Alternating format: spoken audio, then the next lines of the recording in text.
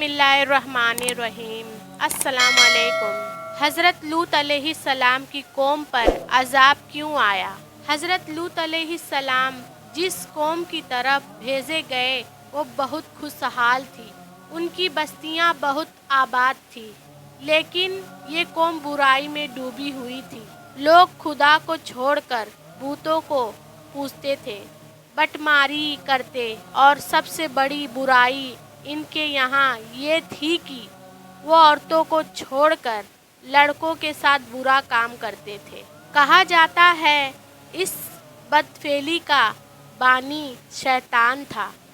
जब उसने चाहा कि कौम में ये बुराई फैले तो उसने एक अजीब तरकीब से काम लिया। इब्लीस एक खूबसूरत लड़के की शक्ल में एक बाग में आता और हमेशा उसके फल फूलों को नुकसान पहुंचाता। बाग का मालिक उसे पकड़ने की कोशिश करता, लेकिन वो भागकर बाग से निकल जाता। जब बाग को बहुत नुकसान पहुंचा और बाग का मालिक परेशान हो गया, तो एक दिन इब्लीस ने कहा कि अगर तू चाहता है कि मैं बाग में ना जाऊं, तो मेरे साथ ये काम बुरा कर और अपने बाग की तरफ से बेफिक्र हो जा। बाग के मालिक ने कहा ये तो बहुत अच्छा है, और फिर वो इस बुराई में पड़ गया। इस तरह शैतान ने फैले बात को इस कौम में जारी कर दिया। खुदा की तरफ से हिदायत के लिए हज़रत लूत अलैहिस्सलाम ने लोगों को इस फैले बद से रोका और उनको हर तरह से समझाया और खुदा का खौफ दिलाया, और कहा कि अगर तुम बुराई से बाज नहीं आते तो खुदा का अज़ाब तुम्हें मिलेगा।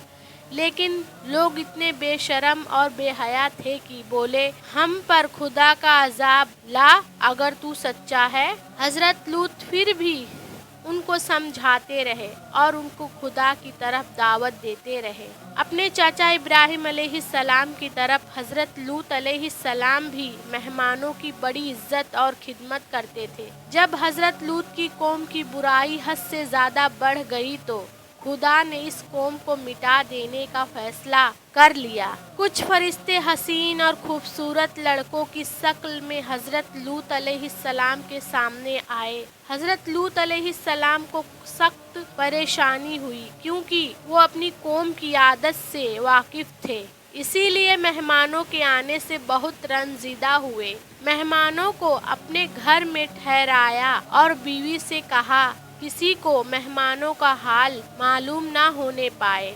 लेकिन काफिर बीवी ने जाकर लोगों को बता दिया कि उसके घर ऐसे लड़के आए हैं जिन हुस्न और कदो कामत की तारीफ नहीं की जा सकती, यानी वो हुस्न व जमाल में बेमिसाल है। इस खबर के सुनते ही बदचलन लोग हज़रत लूत अलैहिस्सलाम के पास पहुँचे।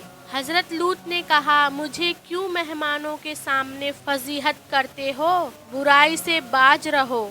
अगर चाहो तो बेटियों को अपने निकाह में ले आओ, लेकिन मेरे मेहमानों को मत सताओ। काफिरों ने कहा, तेरी बेटियों से हमें कोई मतलब नहीं। ऐ लूत, जो हमारा इरादा है उसको तू खूब जानता है। फरिश्तों ने जब देखा कि हज़रत लूत बहुत परेशान है, तो खामोशी से उनसे कहा, आप बेखौफ रहिए, हम खुदा के फरिश्ते हैं, ये लोग कुछ भी नुकसान नहीं पहुंचा सकते। हज़रत जिब्रील ने दरवाजे से निकलकर अपने परों की हवा लोगों की आंखों में लगाई। वो अंधे होकर गिरते पड़ते घरों को भागे।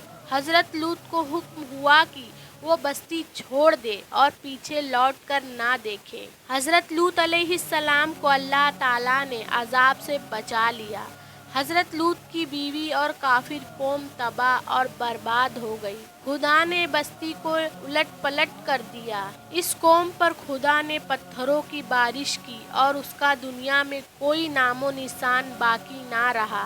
हज़रत लूत अलैहिस्सलाम अपने चचा हज़रत इब्राहिम अलैहिस्सलाम के पास चले गए। रबीउल अव्वल की 10वीं तारीख को उनका इंतकाल हुआ। जज़ाकल्लाह खैर।